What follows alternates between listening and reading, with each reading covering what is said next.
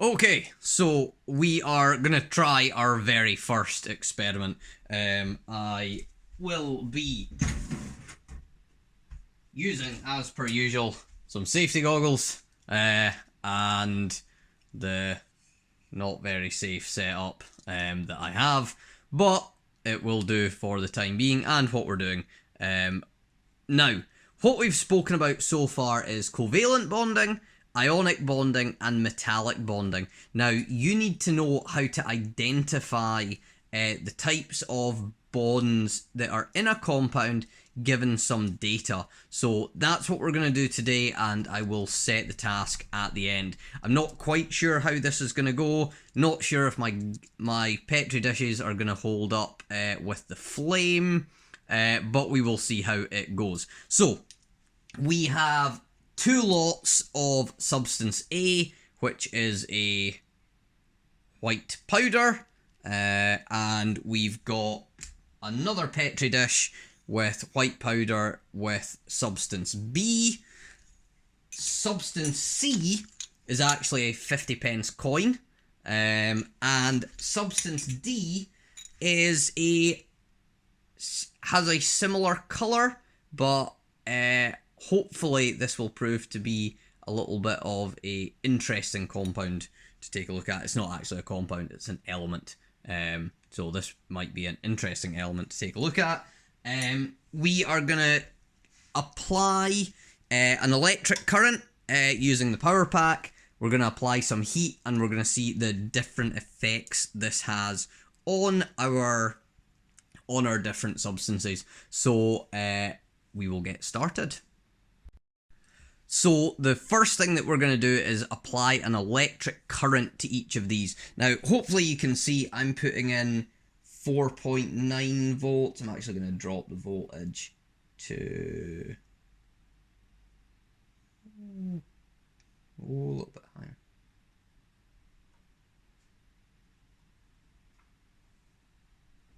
Around about 4 volts. Now, as you can see, my leads have not actually connected a circuit, so I'm not actually able to draw a current, and that's why there's 0 on the current there. If I put these together, you should see, hopefully, I might change the, so you can see it a little bit better. So we've got 4.1 volts.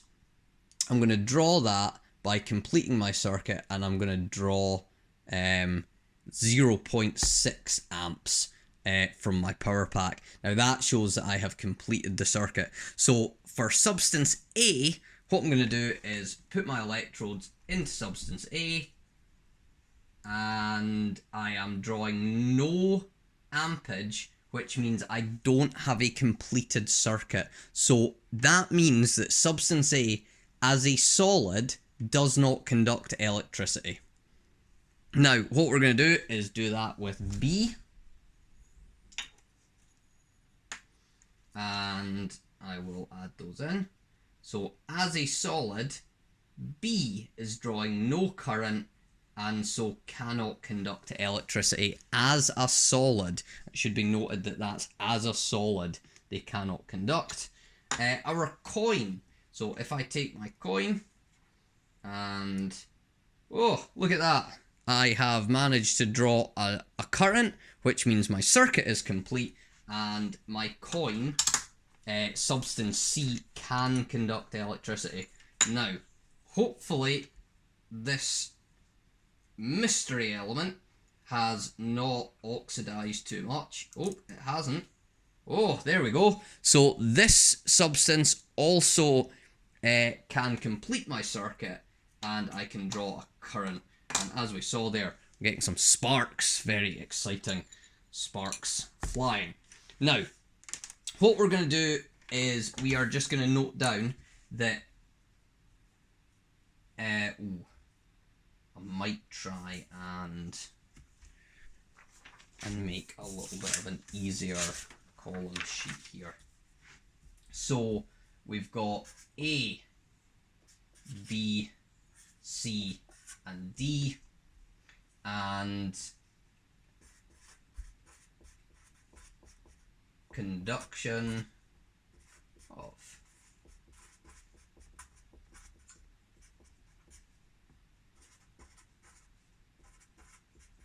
as a solid. A was no, B was no, C was yes, and D was yes. So as a conduction of a solid, A and B did not conduct, C and D did in fact conduct electricity. So the next thing is we are going to apply probably somewhere in the region of 300 to 400 degrees of heat, and we're going to see if we can melt our given substance. So we're going to put in here melting point. So next little thing we're going to do is I'm going to move anything flammable out the way, and we are going to try and melt our given substances. Right, so the first substance to go on is going to be A.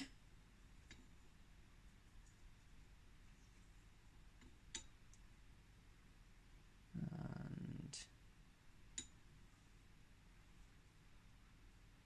I heat the not have the glass explode, which would be bad. In fact, I would far prefer to be doing this in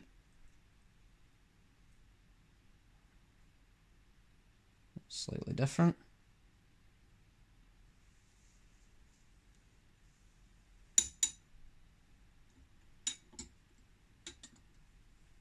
So what we're going to do is we are going to heat up A. We're going to pray that our glass doesn't crack.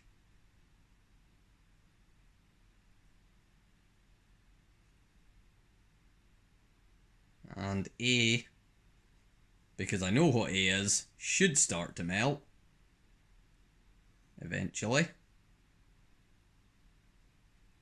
And what I'll do is I'll get us a little bit closer.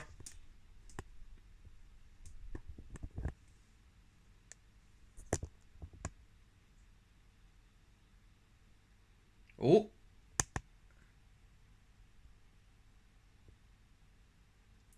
It's not very easy with the flame to see, but we are actually getting it to melt.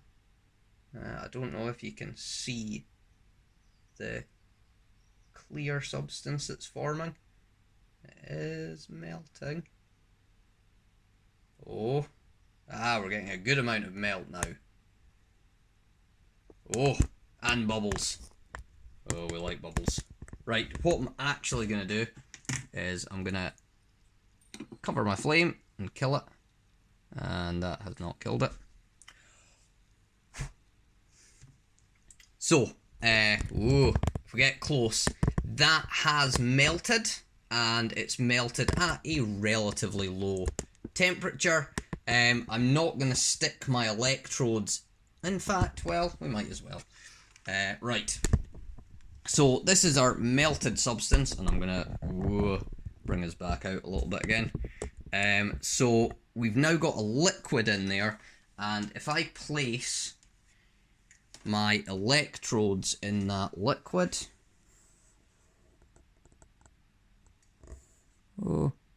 hopefully, oh dear, and that's why we wear safety goggles. Hopefully you could see there was no current drawn there, and that liquid that we had does not conduct electricity. So it does not conduct electricity. Right, we will try our next white substance, and that will be B. Okay, now I'm going to be a little bit unscientific with the next three, mainly because I know what they are. So what I've put down is A. Does not conduct electricity as a solid. It's got a low melting point. We actually managed to melt it under what will be a relatively cool flame.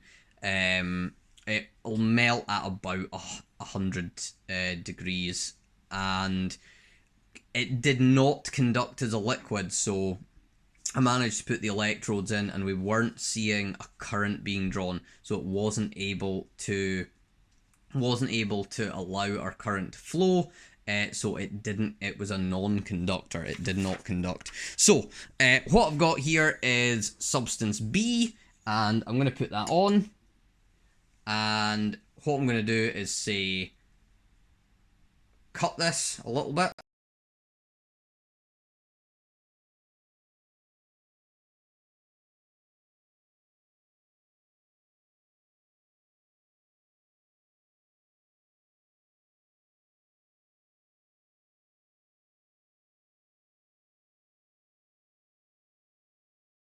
And nothing has happened. So it has not melted. It is still a solid. In fact, I'd probably need to get substance B up to around anywhere between, I think, 600 and 1,000 degrees. So substance B actually has a high melting point. Now, we're going to do substance C, which is our 50p coin, and once again,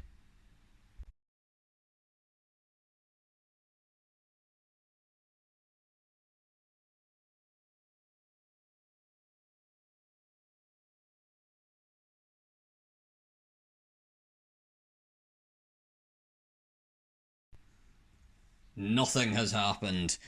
So our 50p coin has not melted. It's got a fairly high melting point. And substance D. Now, this one we are going to want to take a close look at. I'm also going to want to be able to take that. Ooh. I'm going to want to be able to take that off the flame pretty rapidly. I don't want this getting too hot, but this substance D did conduct, and we are hopefully going to see something relatively interesting.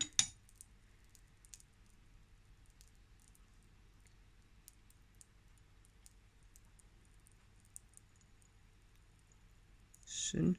Don't want to heat it up too. Oh, yes.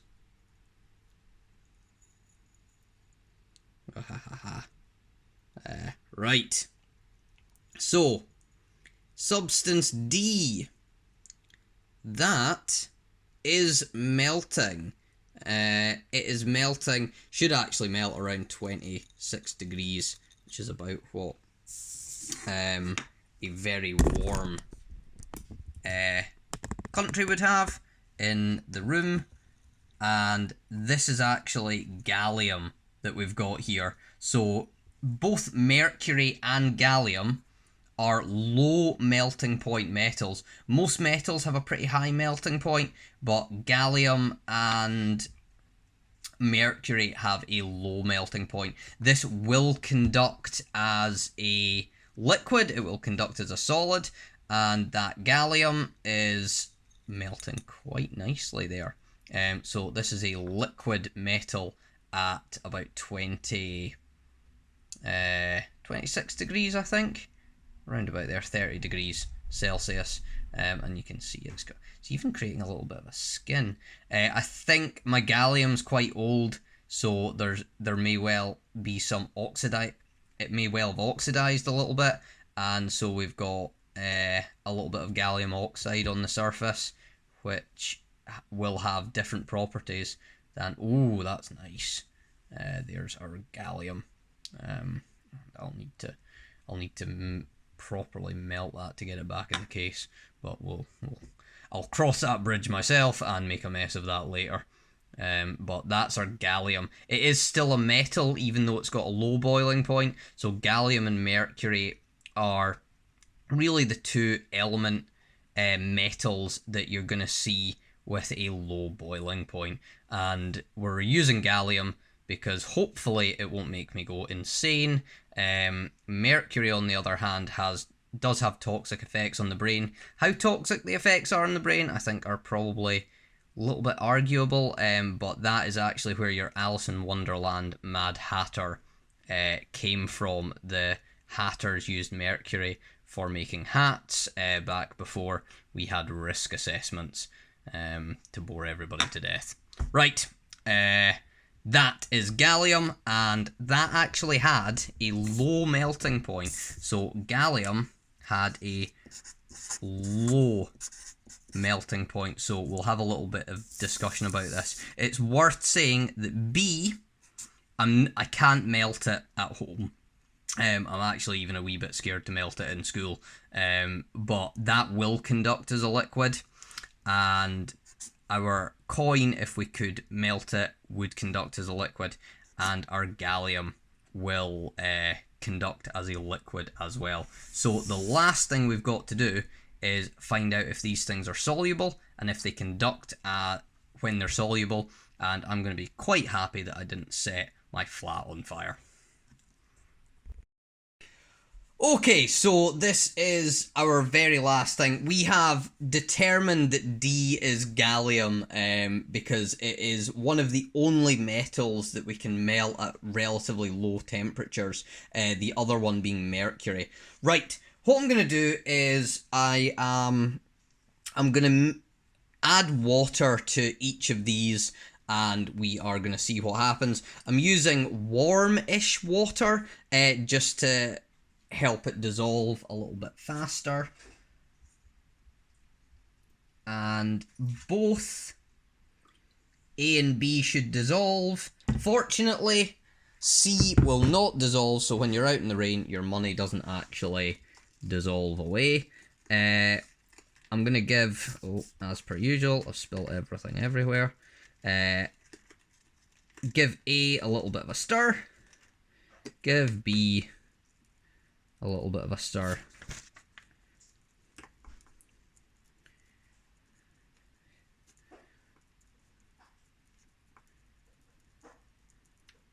And they've dissolved relatively nicely. Right, I'm going to need to pull the camera back a little bit so that you can see the power pack. And I'm going to need to deal with the water before it dribbles everywhere.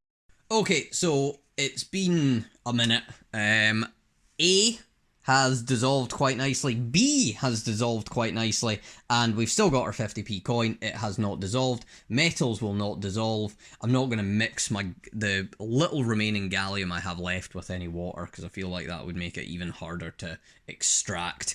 Now, what I'm going to do is I'm going to try passing a current through these substances as a solute. Now, we haven't broken down since S3 the difference between a solution, a solute, and a solvent. Basically, the solute is whatever we have dissolved in our solvent, and that creates the solution that we've got. So once again, if you keep an eye on the ampage, if we get a current flowing, we'll see that we've got some we'll get a reading of a few amps, and that will tell us that our substance conducts. So for A, no conduction at all. So A does not conduct when it's dissolved. It never conducts. So as far as our tests have gone, as a solid, as a liquid, and in solution, A does not conduct. Now, if we go for B, we do have conduction. It is not perfect, it's not fantastic, but we do have conduction there, and B should indeed conduct. The metal hasn't dissolved, so it's still in a solid state, so we don't need to test that one. So A, no conduction at all. B, we did have conduction when it's dissolved.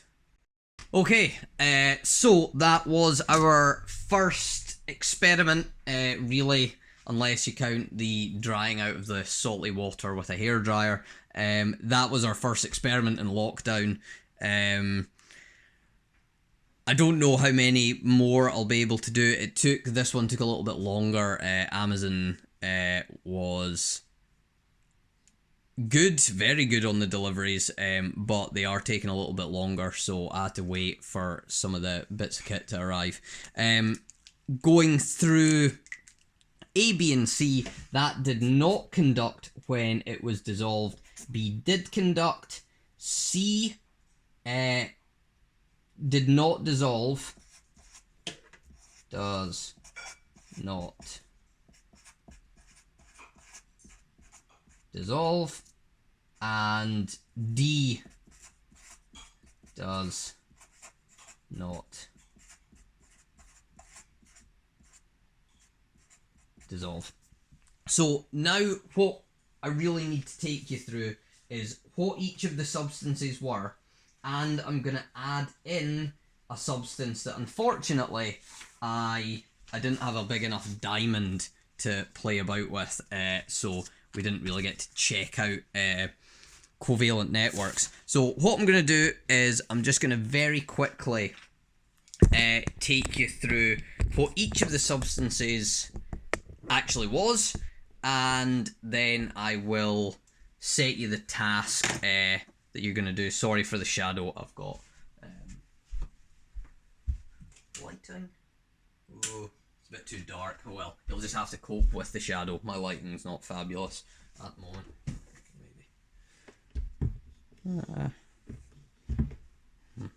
Slightly better. Right, so A was in fact sugar. Now, sugar is a molecule with 6 carbons, 12 hydrogens, and 6 oxygens. It's a fairly large, not the biggest covalent molecule, but it's certainly bigger than water. So that is a covalent molecule. Much like water. So water is also a covalent molecule. Now, what you will note about sugar was that it had a low melting point. It never conducts. Now, there's a little bit of an issue here. Both a real issue and a perceived issue. So if you, in fact, what I'll do is I'll clip in a Dunning-Kruger curve for just your understanding of what we're talking about here. Most people think water conducts. Water usually only conducts because it has dissolved ions in it. However, you should think about water as non-conductive at the moment.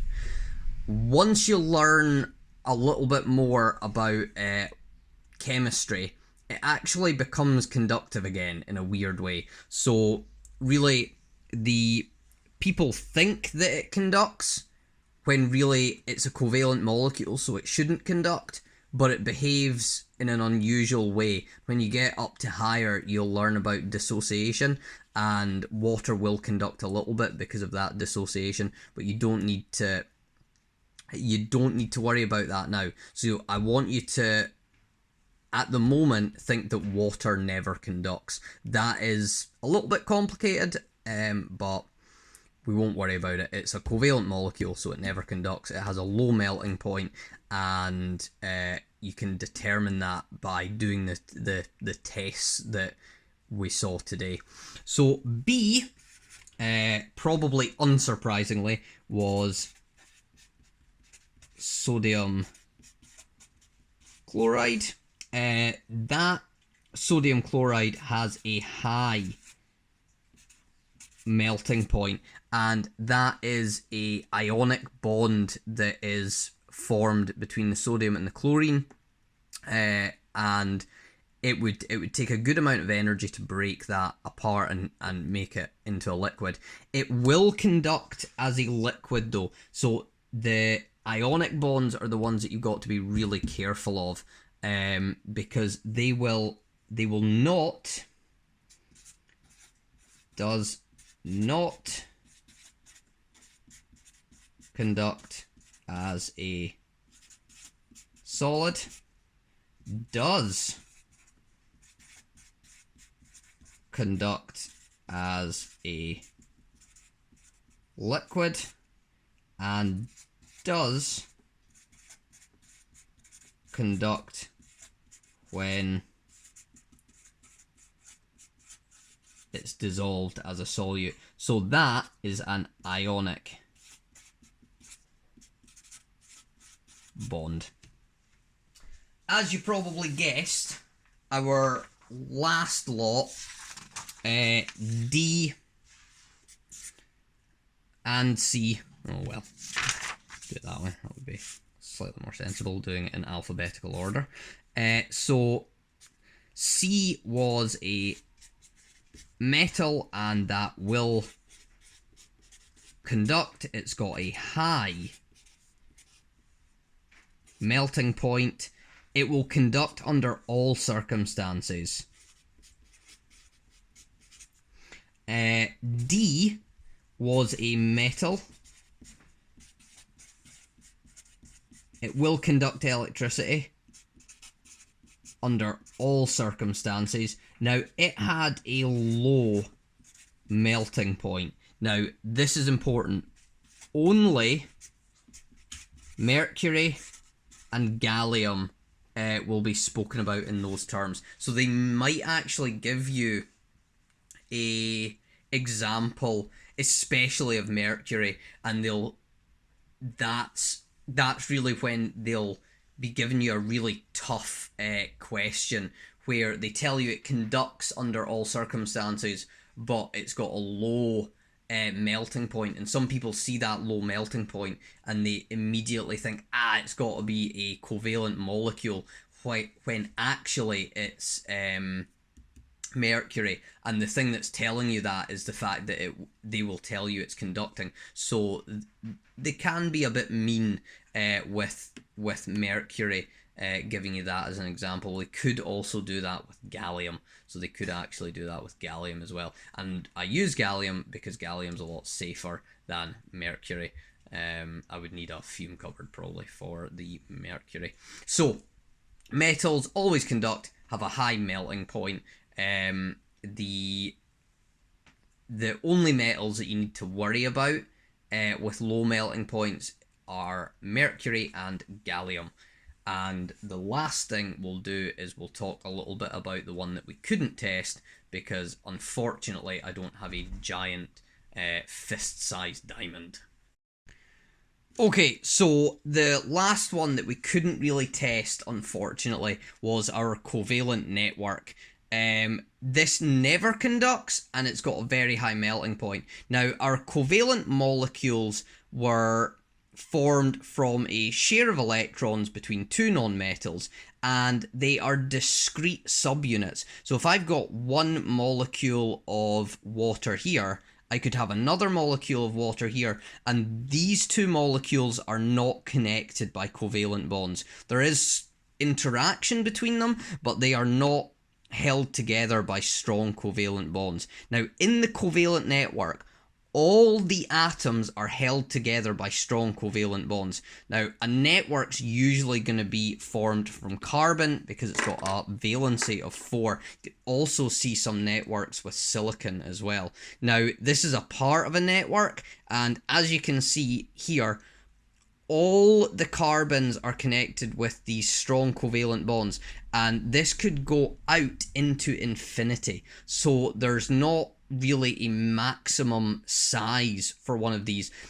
There's some evidence to suggest there's even kind of planetary sized diamonds out in space, and so the actual total size of these things can be infinite. So that's really our last type of structure that we need to talk about. So we've got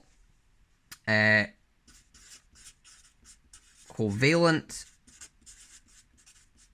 molecular, ionic, metallic, and covalent network. These two use the same type of bonding, and that's covalent. Right, what I'm going to do is I'm going to set you a little task, and you guys can complete that kind of over the weekend into next week. The last video was a little bit bitty. Hopefully this one's been quite good and quite interactive. It's really good to see people posting up their work, emailing their work, and putting it up on Teams. I will get back to the few people that have put it on Teams, and my dog's just back in from his wee wander, so I'm going to deal with him. I'll upload the video and I'll put the task in the description. I'll also put the task on Show My Homework and up on Teams. If anybody's got any questions, please either email through or put it up on Teams. I will try and get back to people. I am trying as best I can to get back with the emails. I know I'm a bit slow. I am trying my best, as I'm sure all you guys are as well. Right, I will hopefully have this up today, which is Thursday the 21st, and this will be the task completion and upload will be for Tuesday. That'll give me a little bit of time to get the next couple of videos put together as well. Right, speak to you all soon, and hopefully we'll be able to see you all relatively soon as well.